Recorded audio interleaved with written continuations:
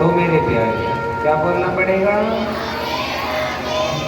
सुखदेव जी कहते राजन, हे परीक्षित, भक्त और भगवान का बहुत ही सुंदर सा प्रसंग अब मैं आपको सुना रहा हूं। भगवान के एक भक्त हुए हैं, उनका नाम है सुदामा। क्या नाम है? सुदामा।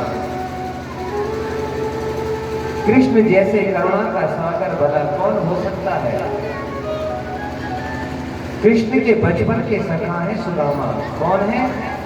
सखा, बचपन के सखा है सुदामा। हाँ,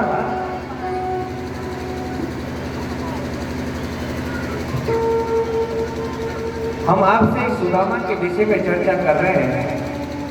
सुदामा का जीवन क्या है? सुदामा का जीवन बड़ा ही धन्य है। और सुदामा जी के विषय में लोगों के मन में बहुत बड़ी भ्रांति भी है। कई बार तो हमने एक जगह मैंने हिंदी की पुस्तक में पढ़ा था कि सुदामा तो भिखारी है। सुदामा जी को उन्होंने भिखारी बना दिया। लेकिन शास्त्रों में या भागवत जी में एक भी जगह कहीं भी वर्णन नहीं है कि सुदामा जी ने कहीं एक भी जगह भिक्षा मांगी हो, कभी भी किसी से भी। हाँ,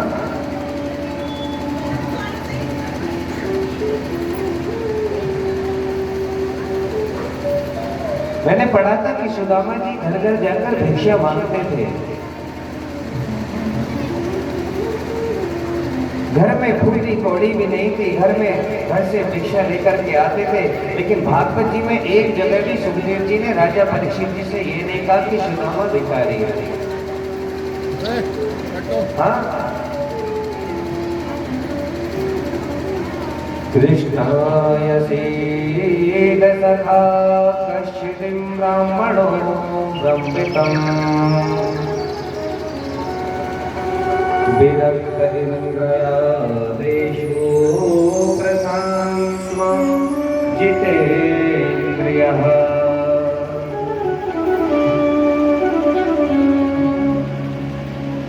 श्री सुदामा बचपन से विरक्त थे। इंद्रियों में सुदामा की विरक्ति है।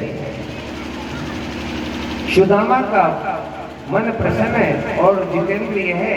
सुदामा की जो परम बात है वो ये है कि वो बहुत संतोषी है। क्या है? संतोषी है। उनको बहुत संतोष है। लेकिन शास्त्र में ऐसा वर्णन कहीं नहीं है कि सुदामा जी ने भिक्षा मांगी है, वो घर घर जाते थे, भीख मांगते थे। ऐसा नहीं है, कहीं भी नहीं है। मैंने किसी हिंदी कविता में पढ़ा, उसमें लिखा है, और को धन चाहिए बाबरी, ब्राह्मण को धन केवल भिक्षा। ये भी गलत है। भागवत में लिखा है कि ब्राह्मण यदि भिक्षा मांगता है तो उसकी ब्राह्मणता नष्ट हो जाती है।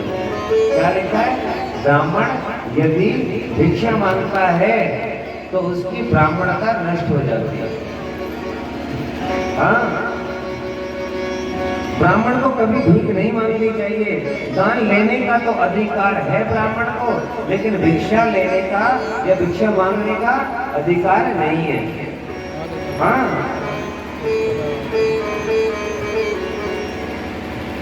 तीसरी बात, भागवत कथा में सुदामा जी को सुखदेव जी ने एक भी जगह दरिद्री नहीं कहा।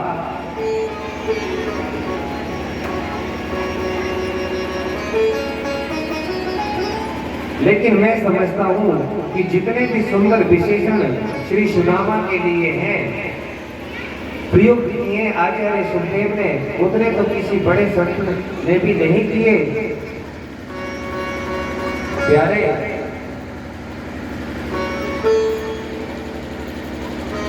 सुदामा जी के घर में सुबह को खाएं तो शाम की पता नहीं, ये बात तो सच है। लेकिन सुदामा जी भिक्षा मांगने जाते हैं, ये भिखारी हैं, ये गलत है। क्योंकि देखो, गरीब होना अलग बात है और दरिद्री होना अलग बात है।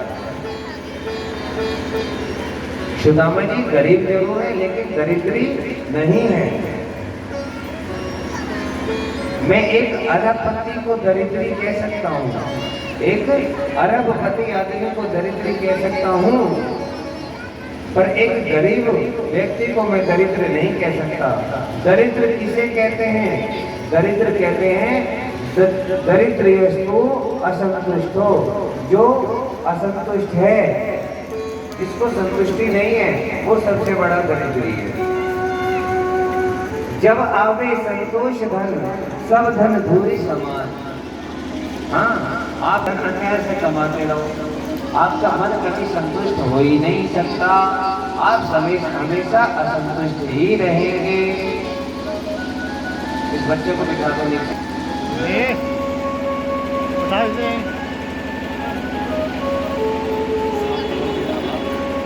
संतोष रूपी धन जिसके जीवन में आ जाए सज्जनों, फिर वो दरिद्री नहीं हो सकता। हाँ,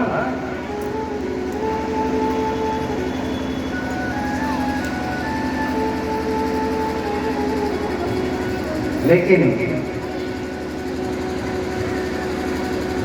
भयंकर गरीबी है सुदामा जी के जीवन में, लेकिन मांगते कभी किसी से नहीं। सत्संग में आ जाए, कथा कीर्तन में जो धन आ जाता है, उससे अपने जीवन को वो पालते हैं, उसी से घर का पालन पोषण करते हैं। कभी कभी नहीं आता तो फल खाकर दिन निकाल देते हैं, और कभी कभी भगवान का भजन करके अपने दिन को व्यतीत कर लेते हैं, लेकिन कभी किसी के यहाँ भिक्षा मांगने नहीं जाते। पत्नी खाती, दो स्वयं खाते, एक उनके बच्चे खाते, इस प्रकार थोड़ा थोड़ा सभी अपना संतोष रूप में प्रसन्न होकर खा लेते थे। अब सुदामा जी के घर में गरीबी तो है। अच्छा, आप भी गरीब